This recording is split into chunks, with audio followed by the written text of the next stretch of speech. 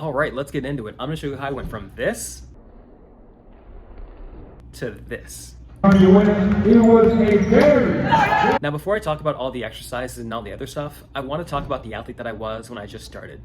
Because there are guys who can just roll out of bed and they have a 50-inch vertical, but I was never one of them. So my whole life, my main sport was basketball, but I ran track in 7th grade just to get a little more athletic.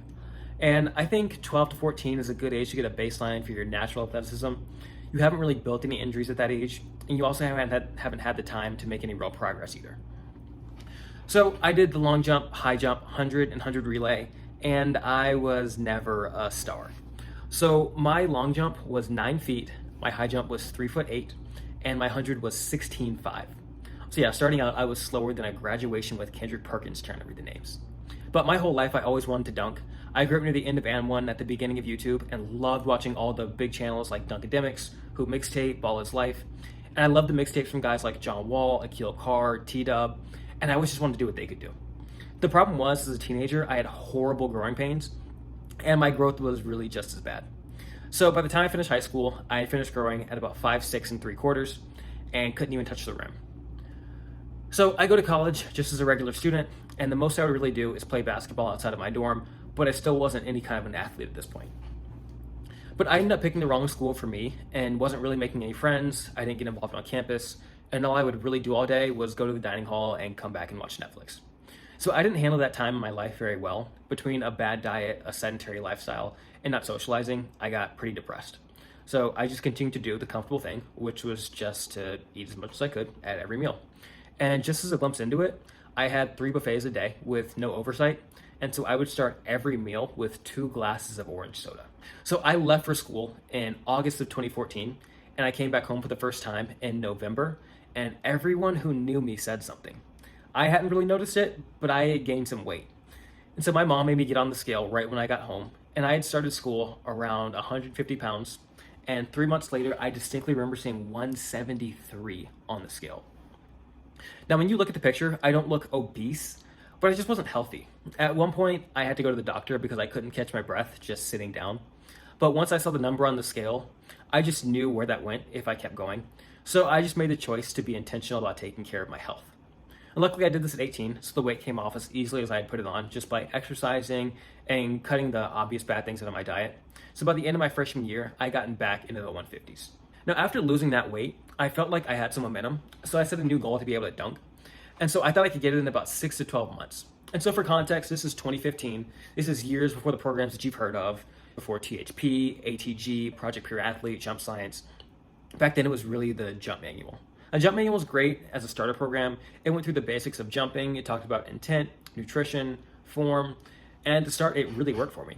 And in a couple weeks, I was able to touch the rim for the first time, and I just knew that in a few months, I could get my first dunk. So I made progress, but the problem was that it only had 2 weeks of workouts. And I was consistent, but doing the same workout over the course of a year is gonna get you to plateau very hard, which is what I did. But around this time, I just started reading everything that I could, and I found out that your body needed different exercises to adapt to, and so I mixed things up and started planning my workouts into a few weeks of speed, a few weeks of power, and a few weeks of strength. It's called periodization. So I had another cluster of gains, and after about 2 years, I could finally hang on the rim. I felt like I had something that was working for me, but around this time, I just couldn't stop getting hurt. So I didn't know anything about injury prevention at this time. So I would go to the gym, maybe shoot around for a minute, but I would get right on the squat rack with no warm up, no isometrics or anything. So my knees constantly felt horrible. And on top of that, I kept having freak injuries around this time too. So I broke my foot, I dislocated my shoulder, I had a 6'6" guy fall on my ankle and sprain it.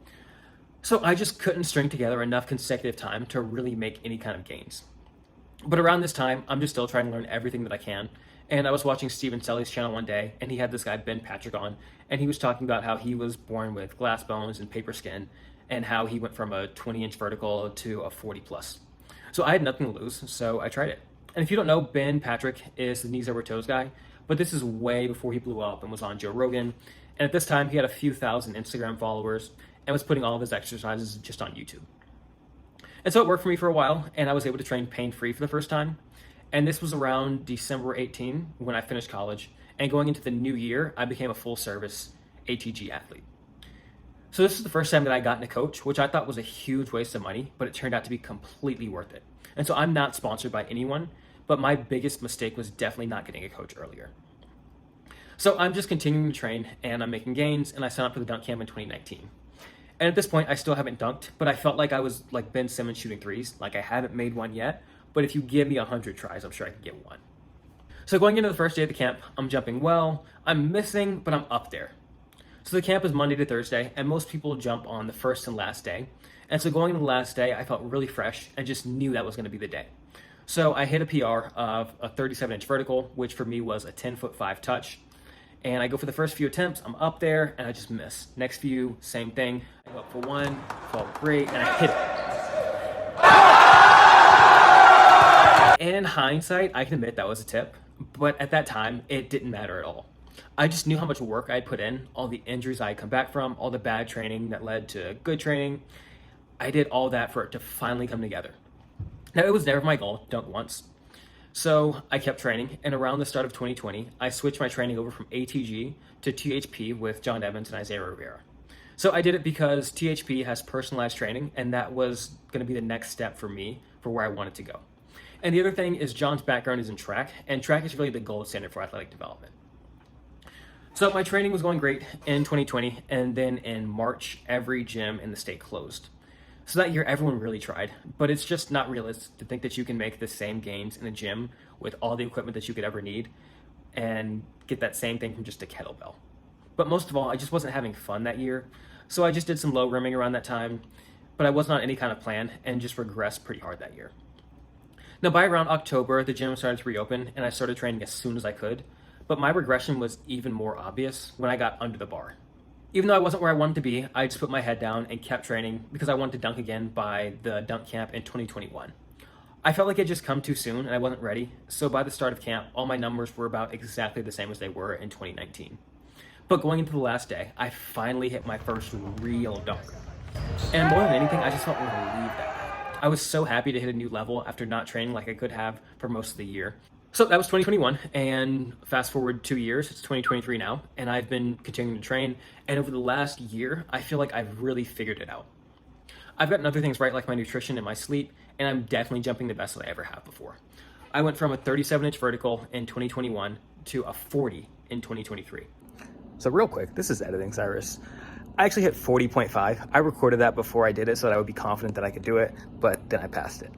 And a 3-inch gain between years 6 and 8 is gigantic. But if you're watching this video, you're probably trying to figure out how to do the same thing that I did, but just do it way faster. So I'm going to go over some tips very quickly, and if you have any questions, feel free to leave them in the comments. I'll get to as many as I can. So the first is everything starts with the foundation of form. Good form for your jumps and your lifts are going to make it so you're performing your best and preventing injuries. So next, which is probably the most important, is just consistency. So nothing works if you only do it sometimes. You can't work out just sometimes. You can't eat well just sometimes. So between good form and consistency, you have your foundation that everything else is built on. If you don't have those, don't pass go, don't think about anything else. Now, once you do have those two down, you want to base your training on track and field, even if that's not your main sport. So track's only goal is to do a singular event well, which makes it so much better for athletic development than any other sport. So in my case, I train a lot like a high jumper, even though I haven't high jumped since 7th grade. Now, when you go to the gym, you want to walk in with a plan of what you're going to do, how many reps, how much weight. And if you can get a coach for this part, this is why I really can't recommend it enough. They've seen hundreds of athletes and will almost certainly write better training for you than you can. So as far as your training goes, before you do anything else, get your form right on your squat, clean, deadlift, and a few other exercises. Now, I said to get your form right twice because that part's really important. And there are plenty of videos that break them down. Watch them. From there, break your training into phases of strength, power, and speed, and make sure you're mixing up the exercises so you force your body to adapt to different things. It's also crucial just to make sure you're actively preventing injuries. I'll make more videos on this in the future, but just to keep it simple, to prevent your injuries, you want to make sure that you're following load management, which is just giving your body a workload that it can handle without breaking down. Also, you want to start your warm-up with a dynamic warm-up and isometrics to prevent knee pain. For reference, I take about 20 minutes in the gym before I even touch a weight. So there's more than just the workouts, so make sure you get the things right outside of the gym, and I'm mostly referring to sleep and nutrition. That's what I focused on in the last few months, and I can feel a huge difference. I've started going to sleep at the same time every day, and I'm able to bring so much more energy into my workouts. I've also added a lot more green vegetables to my diet. I make sure to get sufficient protein, and I've almost completely cut out sugar, flour, and processed foods, and I'm pretty much the leanest I've ever been. So for me to get my first dunk took me 6 years, but it doesn't have to for you. But I'm actually really glad it did because it taught me so much. It taught me that putting effort into something leads to results, and if you just keep showing up over and over again, you will get better. But more than anything, it just taught me how to be good at anything, which is identifying a goal, figuring out what's stopping you from getting it, figuring out how to overcome that thing, try it, and then refining your process.